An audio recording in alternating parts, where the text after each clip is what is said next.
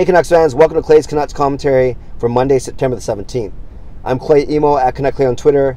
I'm at Clayton Emo on Instagram, and I'm a founding member of the GLCPC, the good-looking Canucks Positivity Club. Hope you had a great weekend. Yesterday was my son Jacob's 15th birthday. Thanks for the greetings on Twitter, for those of you who reached out. Had a great day. Went to Mass in the morning, went to lunch at White Spot. I know, nothing's too good for us. Then we saw the movie Crazy Rich Asians. I can relate to two of those three. Crazy and Asian, not rich. I work for the church, remember. Then we went bowling, of course, because that's what Jake does, because he's such a good bowler, and that's what we did to end off his birthday. So I hope your day and your weekend was good as well. The Vancouver Canucks are wrapping up their training camp, 4 days in Whistler, wrapping up with one on-ice session and two scrimmages. Now I want to talk about first impressions today. In particular, the first impressions we have of our three new forwards, Beagle, Schaller, and Roussel. As I mentioned last week, I met all three of these guys at the golf tournament at Jake Milford. All three great guys. Talked about their willingness and their desire to fit in, to make a difference on this team, and how much they love Vancouver as a city. All good stuff. You wouldn't expect them to say anything differently.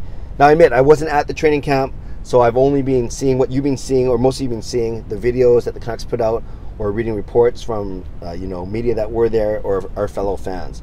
But it sounds like that Beagle and Schaller have had really good training camp so far. And I don't say Roussel because we learned when they reported for training camp that Roussel suffered a concussion a few weeks ago when he was training back in Montreal, I believe, and it's kept him out of any main contact or any contact or any of the main scrimmages.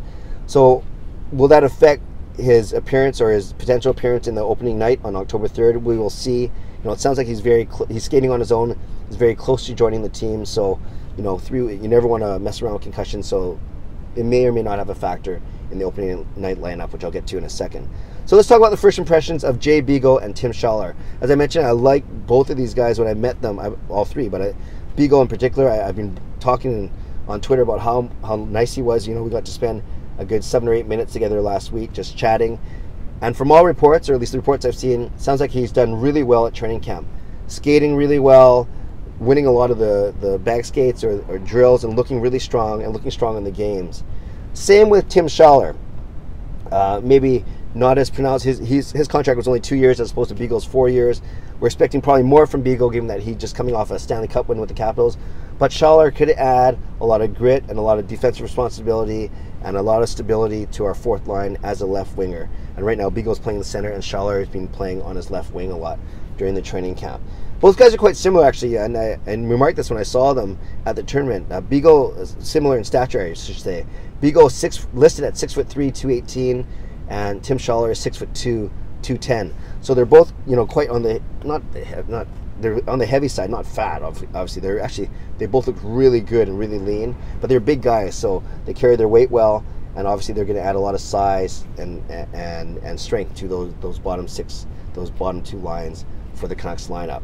So that's good. It's a good start. Beagle, 4-year contract. I think a lot of people are going to rag on him. It's not fair to really rag on him. If you're upset with the contract, it's more of a management thing. But Beagle's going to have a lot of expectations, right? He's here for the next 4 years.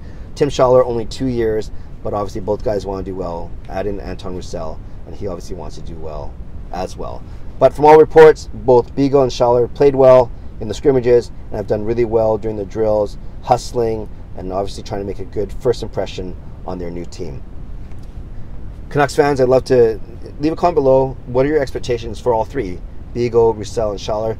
You can revisit the contracts if you want. I think that's kind of old news now, but if you want to talk about how easy or difficult it will be for them to justify those contracts, you can put that down as well. Love to read, react, and reply as always.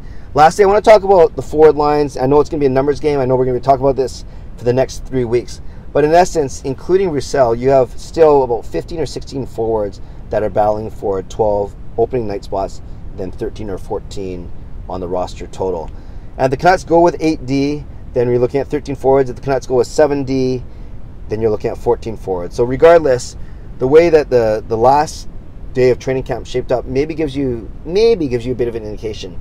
9 guys skated with the first group, no scrimmage, and they're basically the 9 veterans plus Besser. It's Horvat, Besser, Barchi, Beagle and Schaller, Granlund, Gagne, Sutter, and Eriksson. So those are the 9 forwards that skated early.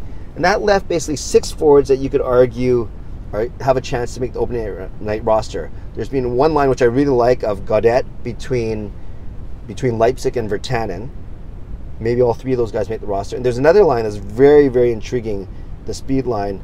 Actually, the speed line during the training camp was Pedersen between Barchi and Goldobin. With Barchi going up to the main group today, or the veteran group today, it is Pedersen, skating between Barchi and Dahlin, which obviously is very exciting for fans to see the Pedersen and Dahlin combination once again. So when you're looking at those 6 guys, Leipzig, Gaudette, Virtanen, Pedersen, Goldobin, and Dahlin, of those 6, I talked about the other 9, unless the Canucks are going to truly waive someone like a Granlund or a Gagne, which I'll believe it when I see it, then of those 6, really you're looking at 4 of those guys to make it. And that's not even including Antoine Roussel. Let's presume that Antoine Roussel starts on the IR. Who knows if that's going to happen? I think it's a coin flip right now. But let's presume that Roussel starts in the IR, gives the Canucks a bit of flexibility, a tiny bit more breathing room. So of those 6 guys, Virtanen, Gaudette, Leipzig, Pedersen, Dahlin, and Goldobin, which 4 make it? Or better yet, which 2 drop off? People have been saying, I've been saying that likely it's going to be Dahlin and Gaudette, leaving Virtanen, Leipzig, Pedersen, and Goldobin. Maybe Goldobin starts in the minors. I don't know. It's tough to say. You don't want to lose any of these guys on waivers. And I think what's really interesting is if Gaudette and Dahlin especially do really well in preseason, that's going to make some really tough decisions for Canucks management. Will they waive a Gagne? Will they waive a Granlund? My gut feeling is it's going to be those 9 that I talked about, plus Virtanen, plus Leipzig, plus Pedersen. So there's your 12. And then your 1 or 2 extras would be Gaudette and Dahlin. Probably Gaudette first and Dahlin second. And then I don't see... I left out Goldobin too. That's tricky. Yeah, I think the 1, 3, or the 3 coming from the 6 I talked about, Virtanen, Leipzig, Pedersen, and maybe it's Goldobin. Maybe those are your 13, with Gaudette and Dahlin being your next call-ups. We know that guys are going to get called up. We know there's going to be injuries. We know that, for instance, Roussel might start on the IR, like I said, but or maybe it's performance-related, but we are going to see these guys on the main roster of the Vancouver Canucks. It just might not be for opening night. And as we saw with Brock Besser, maybe it was a mistake on the Canucks' part. He missed the first 2 games. He was parked in the press box, and then we know what he did with the rest of his season. So I guess my other question here is, Canucks fans, do you believe Canucks management when they say, do you believe Benning when he says he's willing to waive a veteran player? Obviously, he doesn't name those players, but we've been talking about guys like Granlund and Gagne. Do you believe Canucks management when they say that they are willing to waive veteran players if young players impress? Well, we will soon see 3 preseason games, all at Rogers Arena. Edmonton on Tuesday night, Calgary on Wednesday night, and the LA Kings on Thursday night, and that's the game of the 3 that I will be going to. So I look forward to doing some live stuff from there, or maybe at least a quick reaction video. So Canucks fans, 2 big questions. Number 1, are you looking forward to our new guys, Beagle, Schaller, and Roussel? Are their contracts justified, and just how excited are you? And do you read anything into their good first impressions that they made? Second question, do you believe Canucks management when they say that they will actually waive veterans if new guys earn their spots coming out of training camp and preseason? Leave some comments below. As always, I'd love to read and react and reply to them. Subscribe to this channel if you haven't done so already. Give this video a like if you like what I'm doing. Most importantly, have a great day. God bless, and go Canucks go.